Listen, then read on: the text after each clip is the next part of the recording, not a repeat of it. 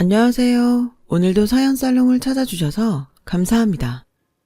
저는 50대 중반의 여성이에요.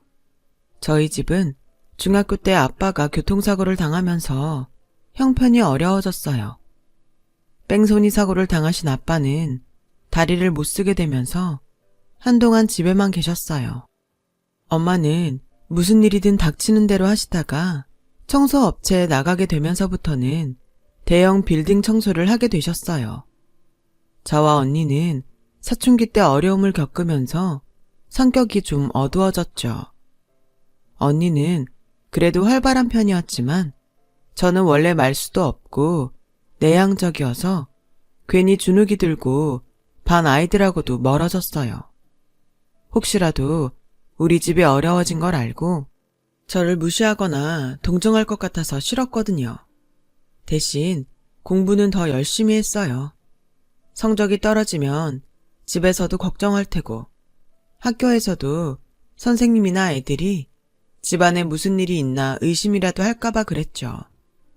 그 덕에 저는 좋은 성적으로 고등학교에 갔어요. 언니도 명문대에 합격해서 엄마 아빠가 엄청 좋아하셨어요. 그래도 니들이 우리 살맛나게 해주는구나. 우리 딸들이 최고다. 그동안 고생한 게 싹 없어지는 것 같아. 라며 엄마는 우리를 부둥켜 안고 눈물을 흘리셨어요. 저는 더 열심히 공부해서 언니처럼 좋은 대학에 가야겠다고 다짐했어요. 언니는 고액 과외 알바를 하게 되면서 집에 생활비도 보탰고 저한테 용돈도 줬어요. 그동안 아빠 병원비 갚는 것 때문에 힘들었던 저희 집은 그나마 좀 숨통이 트이는 것 같았어요. 그렇게 조금씩 나아져갈 무렵 아빠는 교통사고 후유증이 악화돼서 돌아가셨어요. 조금씩 밝아지던 저는 또다시 말수가 줄어들게 됐죠. 아빠가 돌아가신 것도 너무 슬펐고 아무것도 하고 싶지 않았습니다. 일주일 넘게 학교에도 가지 않았어요. 하지만 큰일 치르시고 며칠 만에 다시 일을 나가시는 엄마를 보고 정신을 차렸죠. 저보다 훨씬 더 힘들고 슬플 텐데도 저희를 위해서 일을 하시는 엄마를 보니 저도 계속 울고만 있을 수는 없었어요. 언니도 다시 학교에 가고 알바도 하고 있었고요. 저는 학교에 가서 그동안 못한 진도를 따라잡기 위해 애썼어요. 언니는 바쁜 와중에도 제 공부가 뒤처졌을까봐 시간을 내서 저를 가르쳤어요. 그러고 보면 언니는 저처럼 나이 많은 형제도 없고 학원도 제대로 다니지 못했는데도 혼자 힘으로 다 했더라고요.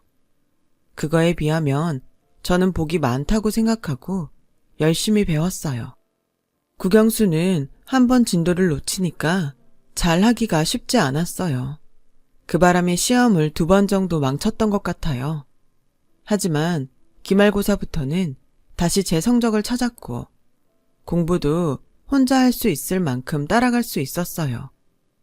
저는 그때부터 성적이 떨어지지 않게 노력했고 2학년 때는 이과를 택했어요. 국어나 영어를 외우는 것보다는 문제를 푸는 게 더 쉬웠거든요. 남은 2년 동안 다시는 성적이 떨어지지 않도록 관리를 잘 했어요. 그 결과 저는 좋은 대학에 들어갔고 졸업 후에는 좋은 기업의 제약연구소에 들어갔어요. 최종 합격 통지를 받은 날은 엄마와 언니와 함께 잔치를 했죠. 언니는 이미 기자가 돼서 신문사에 다니고 있었어요. 엄마, 일 그만 나가도 돼. 언니도 나도 다 일하잖아. 이제 집에서 편히 쉬어. 그래 엄마, 주연이 말대로 해. 우리가 돈 벌게. 나 아직 건강해. 일할 수 있을 때 해야지. 왜 쉬어? 난 청소하는 거 이제 이력이 나서 하나도 안 힘들어. 이걸로 니네 다 키우고 가르쳤잖아. 그런 일을 왜 관둬? 다신 그런 말 하지 말어. 라며 계속 일을 나가셨어요. 저희는 엄마가 고생스러우실까봐 걱정한 건데 오히려 일을 해야 더 마음이 편하다고 하셔서 더는 말릴 수 없었어요. 저는 회사 생활이 힘들어서 그만두고 싶을 때마다 그런 엄마를 보며 한 번 더 참게 됐어요. 시간이 흐르면서 점점 일에 익숙해지고 회사에도 많이 적응을 하게 됐죠. 처음 같이 들어온 동료 중 절반이 관뒀고 몇 명은 이직을 했지만 저는 계속 남아 있었어요. 그러자 저에게 중요한 프로젝트에 참여할 기회가 왔고 신약 개발에도 함께 할 수 있었어요. 쉽지는 않았지만 보람도 있었고 일도 점점 재밌어졌어요. 어느 날 저는 선배가 초대받은 병원 의사 모임에 같이 가게 됐어요. 선배와 같이 가기로 한 직원이 일이 생겨서 제가 대신 간 건데 거기서 저는 의사를 소개받았어요. 정형외과 의사인 그 남자도 다른 사람 대타로 그 자리에 오게 된 거라고 하더라고요. 저와 남자는 처음 보는 건데도 말이 잘 통하고 취향이 맞아서 다음에 또 보기로 약속했어요. 그렇게 같이 영화도 보고 밥도 먹고 하다 보니 정이 들었고 자연스럽게 사귀는 사이가 됐어요. 1년 가까이 만나던 어느 날 남자가 먼저 결혼 얘기를 꺼냈어요. 난 주연이 너보다 더 좋은 사람 못 만날 것 같아. 우리 결혼하자. 내가 잘할게. 우리 식구들도 내가 좋다고 하면 반대할 사람 없어. 라는 말이 좋긴 했지만 저는 망설여졌어요. 남자는 말을 한 적이 없지만 선배가 저한테 남자네가 의사 집안이라고 했었거든요. 물론 우리 집이 부끄럽지 않았어요. 하지만 그건 제 생각이고 집안 식구가 의사들이면 다른 집을 어떻게 볼지 알 수 없었으니 불안했죠. 그리고 그땐 언니도 결혼을 하지 않았을 때라서 제가 먼저 결혼을 하는 것도 마음이 편하지 않았어요. 이런 얘기를 언니에게 했더니 언니는 너만 좋으면 결혼해. 난 괜찮아. 누구든 먼저 짝 만난 사람이 하면 되지. 순서가 따로 있어? 그런 거 신경 쓰지 마. 라며 화통하게 제 결혼을 찬성했어요. 저도 남자와 결혼하고 싶었기 때문에 자꾸 좋은 얘기만 들으려고 했어요. 남자도 자기 집안 사람들 직업이나 환경 안 따진다고 해서 그대로 믿고 싶었고요. 겁이 나긴 했지만 저는 좋은 말들만 믿고 결혼하기로 했어요. 남자 어머니는 클래식 음악을 전공하신 분이더라고요. 원래 의사들이 의사들끼리 결혼하거나 아니면 나처럼 음악 전공한 사람들하고 많이 해. 우리 재원이는 애가 좀 특이해서 아가씨 같은 사람 고른 거야. 아가씨가 복 받은 거야. 라면서 아들 자랑인지 집안 자랑인지 알 수 없는 말을 했어요. 그래도 부모님이 생각보다 점잖으신 것 같아서 안심했죠. 상견례 때는 언니도 자리에 나왔고 또 신문사 기자라고 하니까 전보다 더 예의를 갖추는 것 같더라고요. 의사 집안도 아니고 잘 사는 것도 아니지만 그래도 얕보지 못하는 것 같았어요. 그렇게 결혼까지 순조롭게 진행이 됐는데 문제는 결혼식장에서부터 생겼어요. 패배까지 마치고 손님들에게 인사를 하려고 옷을 갈아입는데 시어머니가 갑자기 탈의실로 들어오더라고요. 니네 엄마 빌딩 청소하러 다니는 거 왜 말 안 했어? 손님들이 왜 이렇게 천박하고 후진 사람들이 많나 했더니 다 니네 엄마 손님들이네. 아니, 그런 중요한 얘기를 왜 안 해? 너 우리 집에 들어오려고 작정하고 속인 거지? 그런 거 아니에요. 엄마가 하시는 일이 저희 결혼에 문제가 될 거라는 생각은 해본 적이 없어서 말씀 안 드린 거예요. 기분 나쁘셨다면 죄송한데 다른 뜻은 전혀 없었어요. 이거 체면 때문에 결혼식까지 다 한마당에 물릴 수도 없고 아무튼 나중에 보자. 라더니 문을 쾅 닫고 나가더라고요. 너무 불쾌했지만 꾹 참고 손님들한테 웃으며 인사를 했죠. 결혼식이 다 끝나고 그 일을 남편한테 얘기했어요. 남편은 자기 엄마가 저한테 그런 무례한 일을 했는데도 너무 당연하게 생각하더라고요. 엄마 입장에서는 황당할 수 있지. 엄마 친구가 당신 엄마랑 친구분 알아보셨대. 엄마 친구 빌딩에 일주일에 2번 청소하러 온다고 했더니 엄마는 얼마나 창피했겠어. 자기 사돈이 친구네 빌딩에 청소하러 다닌다는데 얼굴이 다 화끈거렸다고 하시더라고. 빌딩 청소하는 게 뭐 어때서 그래. 나 엄마가 빌딩 청소해서 키웠어. 그래서 학교도 다니고 회사도 들어갔는데 뭐가 창피해. 당신 아버지가 의사로 돈 벌어서 당신 학비된 거랑 우리 엄마가 돈 벌어서 내 학비된 거랑 뭐가 달라? 그럼 그 돈으로 학교 다닌 나도 부끄럽다는 거야? 아무리 시대가 변해서 직업에 귀천이 없다고 말로는 그러지만 솔직히 그건 아니잖아. 인정할 건 인정해야지. 그런 식으로 우기면 당신이 열등감 때문에 그러는 걸로 보여. 라며 결혼 첫날부터 싸움만 했어요. 사귈 때는 거의 싸운 적이 없었기 때문에 너무 속상하기도 했고, 이렇게 우리 엄마를 무시하는 말을 들으니 결혼한 걸 후회도 했죠. 그래서 저는 이왕의 한 결혼이니 잘 살아봐야겠다고 다짐했지만 저 일은 시작에 불과했어요. 시어머니는 신혼여행에서 돌아온 다음 날부터 저한테 회사를 관두라고 대놓고 압박했어요. 난 니네 엄마가 빌딩 청소하는 것도 짜증나 죽겠는데? 너 계속 회사 나가면 없이 살아서 돈 버느라 아등바등한다고 다들 손가락질할 거 아니야. 그 생각하면 잠도 안 와. 그러니까 얼른 회사 그만두고 집에서 재원이 내조나 잘해. 그깟 대단하지도 않은 회사 다녀서 뭐하니? 돈은 네 남편이 벌어다 주잖아. 어머니, 저희 회사 땡땡기업 연구소예요. 이름만 들으면 다 아는데 저는 돈이 아니어도 제 일을 하고 싶어요. 우리 집안에 들어온 이상 그런 거 다 필요 없다. 우리 재원이랑 계속 살고 싶으면 빨리 그만둬. 라며 저를 계속 쪼아댔어요. 그리고 엄마가 청소일을 하신다는 걸 안 다음부터는 한 번도 사돈이라고 부른 적이 없었어요. 항상 니네 엄마라며 무시하는 말투로 깎아내렸죠. 하지만 아무리 시어머니가 그렇게 말을 해도 저는 회사를 관두고 싶지 않았어요. 제가 꿋꿋하게 계속 회사를 다니자 시어머니가 남편한테도 뭐라고 했다고 하더라고요. 그 회사 꼭 다녀야 돼? 엄마가 저렇게까지 말씀하시는데 어른 얘기 한 번쯤은 들어줄 수도 있잖아. 진짜 뭐 그렇게 대단한 데라고 고집을 피우는 거야. 얘기를 들어줄 수 있는 게 따로 있지. 당신 보고 병원 그만두라고 하면 좋겠어? 나한테는 그런 거야. 남의 일을 대단하네 어쩌네 그런 식으로 말하지 마. 당신 보고 그렇게 말하면 기분 좋겠어? 나랑은 경우가 다르지. 난 의사잖아. 어떻게 일반 회사원이 의사하고 똑같은 대우를 받으려고 해? 저는 그제야 이 집안이 얼마나 우월의식을 갖고 있는지 알았어요. 사실 연애할 때도 남편은 그런 모습을 보일 때가 있었어요. 하지만 저는 의사니까 자기한테 자부심이 있을 수도 있다고만 생각했죠. 그런데 이제 보니 집안 전체가 의사 아니면 다른 일은 다 하찮다고 생각하는 것 같았어요. 결혼 전에 걱정했던 일이 그대로 현실이 됐던 거예요. 그렇게 스트레스를 받으며 회사에 다니던 저는 임신 3개월에 아이를 유산하고 말았어요. 그러자 시어머니는 저를 더 닥달했어요.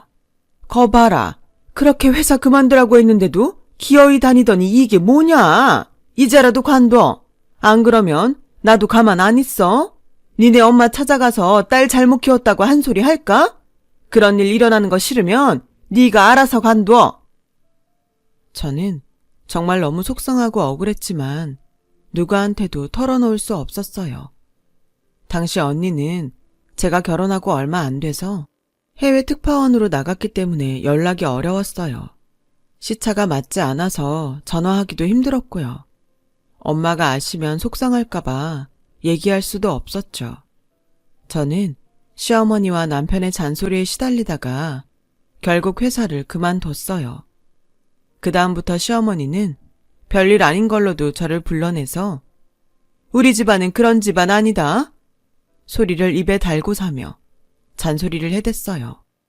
그러다가 시댁 친척집에서 잔치가 있었는데 저한테 굳이 한복을 입고 미용실에 가서 올림머리를 하고 오라는 거였어요. 어머니, 결혼식도 아닌데 올림머리에 한복까지 할 필요가 있어요? 그냥 깔끔하게 차려입고 가면 어떨까요? 넌 내가 몇 번을 말해 알아들을 거니? 우리 집안 그렇게 근본 없는 집안 아니라고 했지? 너 빼고 다 의사나 음악 전공자들인데 거기서도 혼자 후줄근하게 하고서 티낼래? 사람 망신시킬 생각하지 말고 하라는 대로 해. 할 수 없이 아침부터 한복을 입고 미용실에 가서 올림머리를 해야 했어요. 그런 제가 참 우습다고 생각됐지만 일단은 참아보기로 했죠. 그런데 마침 그 잔치를 여는 레스토랑이 엄마가 일하시는 빌딩에 있더라고요. 저는 엄마를 볼 수 있으려나 하고 찾았는데 마침 엄마가 레스토랑이 있는 그 층 계단을 청소하고 계셨어요. 저희가 좀 일찍 도착해서 문을 열기 전이었거든요. 저는 엄마한테 달려가서 안겼어요. 아유, 우리 딸 이쁘게 하고 왔네. 오늘 여기서 무슨 일 있어? 하시는데 잔치를 하는 친척분이 시어머니한테 우리 엄마 보고 누구냐고 묻더라고요. 그러자 시어머니는 모른다고 하시더니 저희한테 오셨어요. 하여간 너는 그렇게 눈치가 없니?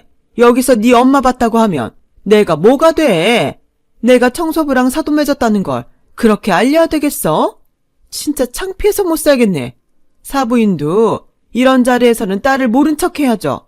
얘 차림새 보면 딱 모르겠어요? 그렇게 의사 사위 둔 걸 티내고 싶으세요? 정도껏 하세요. 저는 더 이상 참지 못하고 시어머니를 뒤로 밀며 엄마한테서 떼어냈어요. 당신이나 정도껏 하세요. 의사가 뭐 그렇게 대단해서 이런 식으로 사람을 모욕해요? 뭐? 의사 사위? 의사 남편? 웃기지 말라고 해요. 평생 자기 힘으로 돈 벌어본 적도 없는 주제에 누구 직업을 함부로 평가해? 당신 같은 집안에서 더 살라고 해도 안 살아. 저는 엄마 손목을 붙잡고 그 자리를 나와 친정으로 왔어요.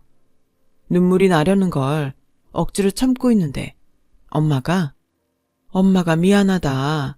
니네가 그만하라고 할 때 관둘걸. 괜히 지금까지 한다고 고집부려서 너만 힘들게 했구나. 그런 말이 어딨어. 난 엄마가 자랑스러워. 엄마 덕분에 회사에서 큰 프로젝트도 맡을 수 있었다고. 저 사람들이 이상한 거야. 내가 사람 보는 눈이 없어서 이상한 사람하고 결혼한 거지.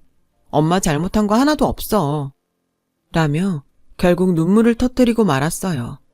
시어머니는 제가 이혼하겠다고 하기도 전에 자기들이 먼저 이혼하라고 저한테 호통을 쳤어요. 우리가 이혼 당하는 집안이 될 것 같아? 똑똑히 알아도 네가 우리 집에서 쫓겨나는 거야. 라며 끝까지 자기네 체면만 생각했어요. 이혼 후 저는 이전 회사 동료가 세운 벤처기업에 가서 그 친구와 함께 약을 개발하는 일을 하게 됐어요. 외국의 회사와 계약을 맺고 하는 일이어서 연구비를 신경 쓰지 않아도 됐고 저는 일에만 몰두하며 다른 일들을 잊었어요. 그 결과 저희는 비마약성 진통제를 개발해서 좋은 성과를 거두게 됐어요.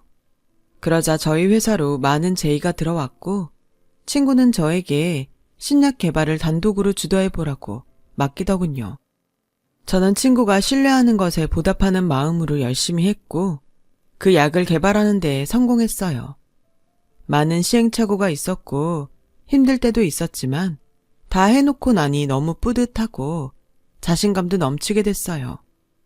결혼하고 6개월 정도 되는 기간 동안에 시어머니와 남편한테 자존감 깎이는 말만 들었더니 저도 모르게 주눅이 들었던 것 같아요. 회사 규모가 커지자 친구는 저에게 이사 직책을 주었어요. 회사에 다시 들어가서 12년 만에 이룬 일이었어요. 그동안 언니가 결혼해서 한국에 들어오게 되면서 저희 가족은 다시 모여서 살고 있었어요. 언니는 저만 보면 항상 미안해했어요. 그때 너한테 결혼하라고 하지만 않았어도 네가 이런 힘든 일은 겪지 않았을 텐데. 아니야. 누가 그럴 줄 알았겠어. 언니는 내 생각해서 해준 말이었잖아. 난 인생 경험했다고 생각할래. 라며 제가 오히려 언니를 위로했죠. 그러다 언니 딸인 조카가 생일이 돌아왔어요. 그때 조카가 가벼운 교통사고를 당했다가 퇴원을 한 지 얼마 안 될 때라 퇴원도 기념할 겸 파티를 크게 열어주기로 했었거든요. 저희는 패밀리 레스토랑을 예약했고 저는 미리 가서 레스토랑에 양해를 구하고 케이크하고 과일을 세팅하기로 했어요. 주차장에 차를 주차하고 바쁘게 걸음을 옮기는데 식당 배달을 하는 사람이 저를 보지 못해서 부딪히고 말았어요. 그 사람이 들고 있던 쟁반에서 그릇이며 음식이 쏟아졌고 제 옷에도 국물이 튀었어요. 저는 놀라서 옆으로 비켰는데 오히려 그 사람은 인상을 쓰더라고요. 아니, 사람이 쟁반을 들고 지나가면 알아서 비켜야지. 이거 어떻게 할 거예요? 할머니, 저는 비키려고 했는데 앞을 안 보고 오다가 저랑 부딪힌 거잖아요. 라고 말하며 할머니 얼굴을 본 저는 너무 놀랐어요. 그 사람이 바로 시어머니였거든요. 시어머니도 저를 보고 놀라서 입을 다물지 못했어요. 옷 세탁값은 됐으니까 앞으로 조심하세요. 라며 쌀쌀맞게 돌아서서 예약한 패밀리 레스토랑으로 들어갔어요. 저는 시어머니 본 걸 잊으려고 애썼지만 조카 생일 파티를 하는 내내 자꾸 생각나는 건 어쩔 수 없더라고요. 그런데 저희 가족이 돌아가는데 뒤에서 시어머니가 제 옷을 잡아당기더라고요. 얘, 너 만나서 너무 다행이다. 네가 우리 재원이 좀 도와주면 안 되겠니? 다짜고짜 그게 무슨 말씀이세요? 제가 그 사람을 왜 도와요? 그게 병원에서 제약회사 리베이트를 받았다고 누명을 써서 아무 일도 못한 지 꽤 돼. 너 그쪽에 아는 사람들 좀 있을 거 아니야. 좀 알아봐주면 좋겠다. 그건 제 일하고 상관없는 건데요. 저는 약을 개발하는 일을 하지 돈으로 거래하는 일은 몰라요. 이거 놓고 비키세요. 그래도 그쪽 일 돌아가는 건 잘 알 거 아니야. 네가 다니던 데가 큰 회사였으니까 알아보려면 알아볼 수 있잖아. 그러지 말고 좀 도와줘. 생판 모르는 남도 돕는데 우리가 남도 아니었잖아. 네가 일한 게 이럴 때를 위해서 한 건지도 모르잖아. 라고 하자 어느새 엄마가 와서 시어머니를 저한테서 떼어놓으셨어요. 가만히 듣고 있으려니 진짜 기가 막히네요. 이보세요. 댁이랑 우리가 남보다 못하면 못했지? 뭐 대단한 사이였다고 이러세요? 내가 청소한다고 남의 딸 직장 무시하고 얕보고 회사도 못 다니게 해놓고서 이제 와서 그런 말이 입에서 나와요? 사부인, 진정하세요. 그때야 그럴만했고 지금은 그게 아니니까 이렇게 말하잖아요. 라는데 저는 너무 화가 나서 이봐요 할머니, 누가 댁 사부인인데 우리 엄마가 진짜 사돈일 때는 호칭도 제대로 부른 적 없으면서 이혼한 지가 언젠데 사부인을 들먹거려. 그때는 그럴만했다고? 이런 상황에서도 그런 말이 나와요? 라고 소리를 지르자 언니도 궁금해서 저희한테 왔어요. 시간이 지나도 저랑 엄마가 오지를 않아서 기다리다가 제가 화내는 소리를 들었던 거예요. 시어머니는 기자였던 언니가 오자 갑자기 더 자세를 낮추고 어쩔 줄 몰라 했어요. 왜요? 언니가 기자라서 무슨 안 좋은 기사라도 나갈까봐 겁이 나요? 그건 겁나고 우리 엄마 말은 우스워요. 당장 사과해요. 미안해요 사부인, 아니 주연어머님. 제가 큰 실례를 했습니다. 라며 미안하다고 몇 번이고 말하더군요.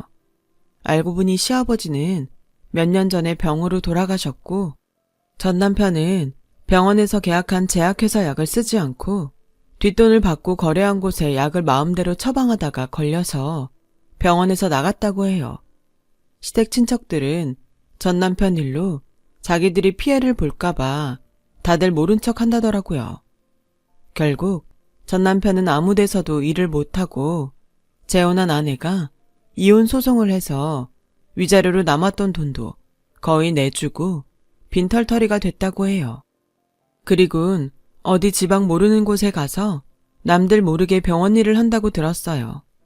시어머니는 그곳까지 가서 못 산다며 혼자 남았지만 친척들도 다 외면해서 결국 일을 하러 나온 거라더군요. 시어머니는 그 후에도 저한테 몇 번 연락을 했지만 저는 전화도 받지 않고 만나주지도 않았어요. 그리고 지금은 어떻게 살고 있는지 들리는 얘기가 없네요. 세상 일이 다 남한테 한 대로 자기한테 돌아오는 것 같아요. 그렇게 의사 집안이라고 뻐기면서 우리 엄마를 무시하고 얕보던 거 돌려받았다고 생각해요. 저는 한동안 결혼할 마음이 없어서 혼자 지내다가 얼마 전 재혼을 했어요.